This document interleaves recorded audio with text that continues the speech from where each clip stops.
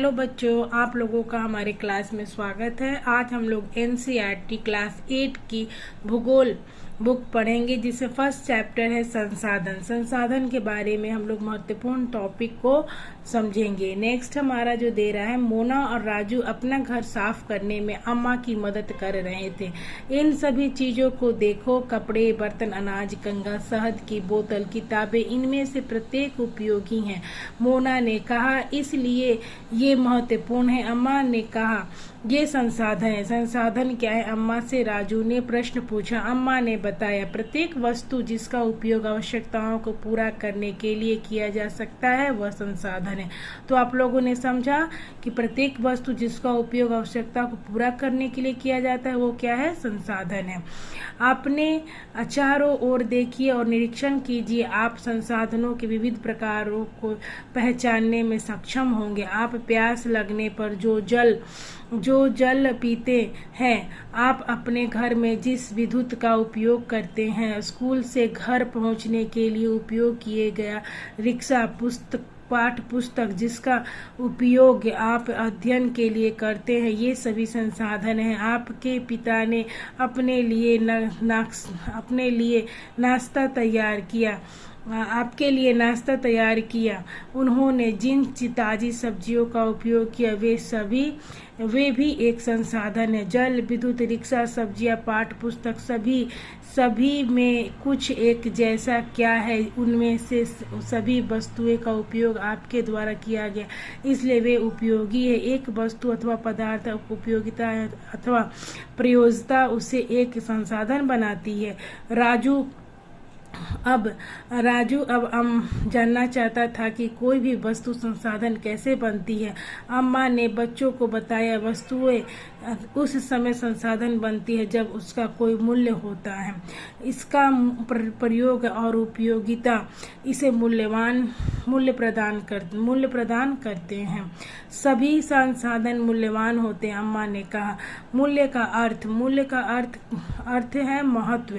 कुछ संसाधन का आर्थिक मूल्य होता है जबकि कुछ संसाधन का आर्थिक मूल्य नहीं होता है। उदाहरणार्थ, धातुओं का आर्थिक मूल्य होता है, लेकिन एक मनोरम भूदृश्य का आर्थिक मूल्य नहीं होता है। परंतु ये दोनों संसाधन महत्वपूर्ण है, मनुष्य की आवश्यकताओं को पूरा करते हैं।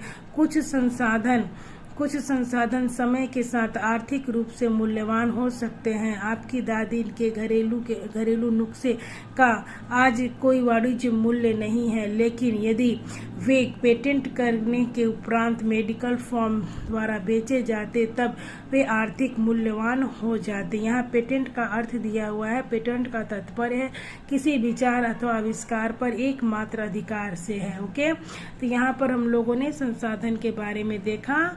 संसाधन क्या है ये हम लोगों ने समझा। नेक्स्ट हम लोग पढ़ेंगे।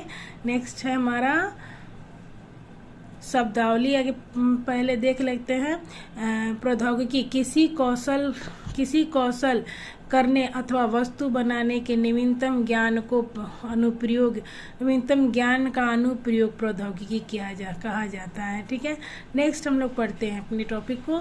समय और प्रौद्योगिकी दो महत्वपूर्ण कारक जो पदार्थ को संसाधन में परिवर्तित कर सकते हैं। दोनों लोगों की आवश्यकता से संबंधित है। लोग स्वयं ही सबसे महत्वपूर्ण संसाधन है। लोग क्या है? स्वयं ही सबसे महत्वपूर्ण संसाधन है। ये लोगों के विचार, ज्ञान, आविष्कार और खोज ही हैं जो और अधिक संसाधन की रचना करते हैं। प्रत्येक खोज अथवा आविष्कार से बहुत से अन्य खोज एवं आविष्कार ये लोग के विचार, ज्ञान, आविष्कार और खोज ही हैं जो और अधिक संसाधनों की रचना करते हैं। प्रत्येक खोज अथवा आविष्कार से बहुत से अन्य खोज एवं आविष्कार होते हैं। आग की खोज से खाना पकाने की पद्धति एवं अन्य प्रक्रियाओं का प्रचलन हुआ, जबकि पहिए के आविष्कार से अंततः परिवहन का नवीनतम विविधता का विकास हुआ। जल विद्युत बनाने की प्रौद्योगिकी से तेजी से बहते जल से ऊर्जा उत्पन्न करने उसे एक महत्वपूर्ण संसाधन बना दिया। यहाँ पर दे रहा है आप लोग का कि प्रत्येक लोगों के आविष्कार से ही हमारे दैनिक जीवन में जो यूज होने लगे हैं सामान, वो सब हमारे संसाधन है। जैसे आग का खोज हुआ तो आग का खोज हम खाना पकाने के लिए यूज करने लगे तो क्या हो गए, हमारे संसाधन हो गए। पहिया का खोज हुआ तो वो पहिया का हम लोग यूज वाहन के लिए प्रयोग करने लगे तो वो संसाधन हो गए। तो यहाँ पर दे रहे संसाधन के प्रकार। सामान्यतः संसाधन को प्राकृतिक, मानव निर्मित और मानव के वर्गीकृत किया गया है। ठीक है, संसाधन को प्राकृतिक, मानव निर्मित और मानव में वर्गीकृत किया गया है। तो यहाँ पर देखेंगे प्राकृतिक संसाधन, ये संसाधन प्राकृतिक से प्राप्त होते हैं और अधिक संशोधन के बिना प्रयोग में लाए जाते हैं, प्राकृतिक संसाधन कहे जाते हैं। वायु जिसमें हम सांस लेते हैं, नदियाँ, हमारी नदियाँ, झीलों का जल, मृदा, खनिज, सभी प्राकृतिक संसाधन है। ये संसाधनों में से बहुत से प्राकृतिक के निःशुल्क उपहार हैं और सीधे ही उपयोग में लाए जा सकते हैं। कुछ परिस्थितियों में प्राकृतिक संसाधन का सबसे अच्छी तरह उपयोग करने के लिए औजार और प्रौद्योगिकी की आवश्यकता हो सकती है। प्राकृतिक संसाधनों को विस्तृत रूप से नवीनीकरण और अनवीनीकरण संसाधन में विभाजित किया गया है। तो यहाँ पर हम लोगों ने देखा प्राकृतिक संसाधन को दो भागों में विभाजित किया गया है, नवीनीकरण और अनवीनीकरण। नेक्स्ट दे रहा है नवीनीकरण के बारे में हम लोग पढ़ेंगे। नवीनीकरण वे संसाधन जो शीघ्रता से नवीनीकृत अथवा पुनः पूरित हो जाते हैं। इनमें से कुछ असीमित हैं और उन पर मानवीय क्रियाओं का प्रभाव नहीं होता, जैसे सौर और पवन ऊर्जा। यहाँ ध्यान देंगे नवीनीकरण संसाधन क्या है जिसपे कोई प्रभाव नहीं होता, सौर और पवन ऊर्जा। लेकिन फिर भी कुछ नवीनीकरण संसाधन जैसे जल, मृदा, वन की लापरवाही से किया गया उपयोग उनके भंडारण को प्रभावित कर सकता है। जल असीमित नवीनीकरण संसाधन प्रतीत होता है, फिर भी जल की कमी और प्राकृतिक जल स्रोत का सूखना और आज विश्व के बहुत से भाग में बड़ी समस्या है। अनवीनीकरण के बारे में पढ़ेंगे। अनवीनीकरण संसाधन वे संसाधन है जिनका भंडार सीमित है। भंडार के एक बार समाप्त होने के बाद उनको नवीनीकृत और पुनः पूरित होने में हजारों वर्ष लग जाते हैं। मतलब अनवीनीकरण क्या है कि जो एक बार समाप्त हो जाता है तो उसको पुनः बनने में हजारों वर्ष लगते हैं। यह अवधि मानव जीवन की अवधि से बहुत अधिक है। ओके, नेक्स्ट, इस प्रकार के संसाधन अनवीनीकरण कहलाते हैं। कोयला, पेट्रोलियम तथा प्राकृतिक गैस इसके कुछ उदाहरण हैं। प्राकृतिक संसाधन का विवरण भूभाग, जलवायु, ऊंचाई जैसे अनेक भौतिक कारक पर निर्भर करता है। पृथ्वी पर इन कारकों में विभिन्नता होने के कारण संसाधन का विवरण असमान है। मानव निर्मित संसाधन के बारे में हम लोग पढ़ेंगे। कभी कभी प्राकृतिक पदार्थ तब संसाधन बन जाते हैं जब उनका मूल्य रूप बदल दिया जाता है। लौह अयस्क उस समय का संसाधन नहीं था जब तक लोगों ने उससे लोहा बनाना नहीं सीखा था। लोग प्राकृतिक संसाधन का उपयोग पुल, सड़क, मशीन, वाहन बनाने में करते हैं जो मानव निर्मित संसाधन के नाम से जाने जाते हैं। प्रौद्योगिकी भी एक मानव निर्मित संसाधन है। यहाँ ध्यान देंगे कि मानव निर्मित संसाधन कौन कौन से हैं। पुल, सड़क, मशीन, वाहन और प्रौद्योगिकी, ये सब मानव निर्मित संसाधन है। इसलिए हम जैसे लोग प्राकृतिक संसाधन का उपयोग करके मानव निर्मित संसाधन बनाते हैं। मानव ने समझते हुए कहा हाँ, मोना ने समझते हुए कहा हाँ, राजू ने स्वीकृत से सिर हिलाया। मानव संसाधन, लोगों और आर्थिक संसाधन बनाने के लिए प्राकृतिक का सबसे अच्छा उपयोग तभी कर सकते हैं जब उनके पास ऐसा करने का ज्ञान, कौशल तथा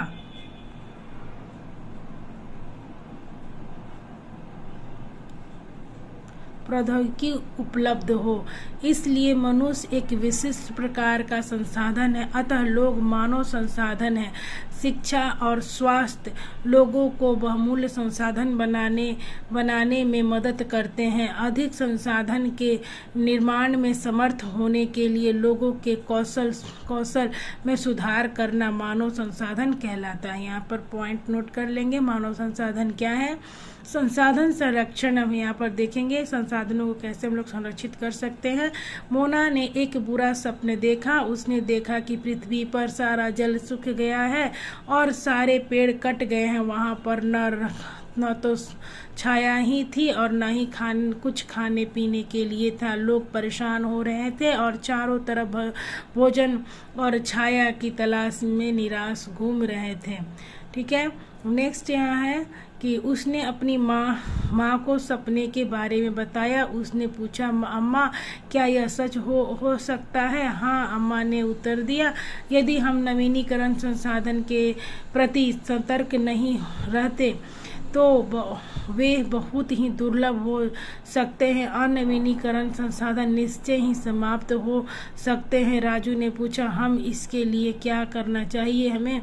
तो बहुत कुछ, अम्मा ने उत्तर दिया। आप अपने दोस्तों से बात क्यों नहीं करते? संसाधन को सतर्कता पूर्वक उपयोग करना और उन्हें नवीनीकरण के लिए समय देना संसाधन संरक्षण कहलाता है। संसाधन का उपयोग करने की आवश्यकता और भविष्य के लिए उनके संरक्षण में संतुलन बनाए रखना सतत पोषणीय विकास है। यहाँ पर भी ध्यान देंगे। संसाधन संरक्षण क्या है? संसाधनों को सतर्कता पूर्वक उपयोग करना, मतलब जितनी आवश्यकता में उतना ही उपयोग करेंगे। ठीक है, क्योंकि नवीनीकरण के लिए समय देना है। अनवीनीकरण जब समाप्त हो जाएगा तो उसे बनने में बहुत समय लग सकता है। तो संसाधन का उपयोग की आवश्यकता और भविष्य के लिए उसे संरक्षण करना ही सतत पोषणीय कहलाता है। संसाधनों के संरक्षण के अनेक तरीके हैं। प्राकृतिक व्यक्ति उपभोग को कम करके वस्तु के पुनः चक्रण और पुनः उपयोग का योगदान दे सकता है। अतः यह एक विभिन्नता बनाता है, क्योंकि सभी जीवन एक दूसरे से जुड़े हैं। आज उस शाम बच्चों और उनके मित्रों ने पुराने समाचार पत्रों, व्यर्थ वस्त्रों और बांस की डंडियों से लिफाफे की खरीदारी के लिए थैले बनाए। मोना ने कहा, हम इन वस्तुओं से कुछ वस्तुएं उन परिवारों को देंगे जिन्हें हम जानते हैं। मुस्तफा ने कहा, अपने संसाधन को बचाना और अपनी पृथ्वी को सजीव रखना यह एक बहुत अच्छा कार्य है। जेसी ने कहा, मैं बहुत ही सतर्क रहूंगी कि कागज व्यर्थ न हो। उसने स्पष्ट किया, कागज बनाने के लिए बहुत पेड़ काट दिए जाता है। नेक्स्ट हम लोग देखेंगे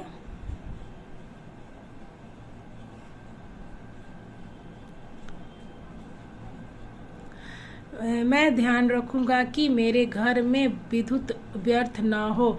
मुस्तफा ने जोर से कहा, विद्युत जल और कोयले से निर्मित है। मैं विश्वास दिलाती हूँ कि घर में जल बेकार नहीं होगा।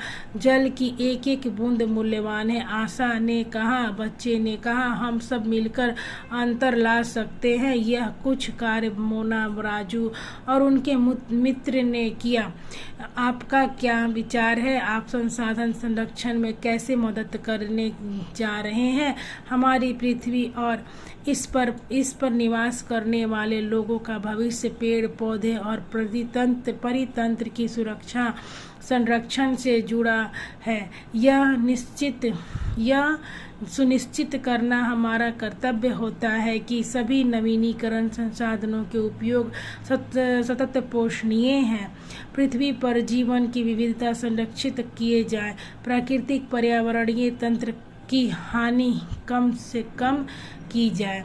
यहाँ पर सतत पोषणीय विकास सिद्धांत कुछ सिद्धांत है। जीवन के सभी रूपों का आदर और देखभाल, मानव जीवन की गुणवत्ता को बढ़ाना, पृथ्वी के जीवन शक्ति और विविधता का संरक्षण करना, प्राकृतिक संसाधन में हास्य को कम से कम करना, पर्यावरण के प्रति व्यक्तिगत व्यवहार और अभ्यास का परिवर्तन, समुदाय को अपने पर्यावरण की देखभाल करने की योग्य बनाना। ठीक है, ये हमारा चैप्टर कंप्लीट होता है। यहाँ पर हम लोगों ने देखा कि संसाधन के प्रकार, सामान्यतः संसाधन प्राकृतिक, मानव निर्मित और मानव वर्गीकृत किया गया है। संसाधन क्या है?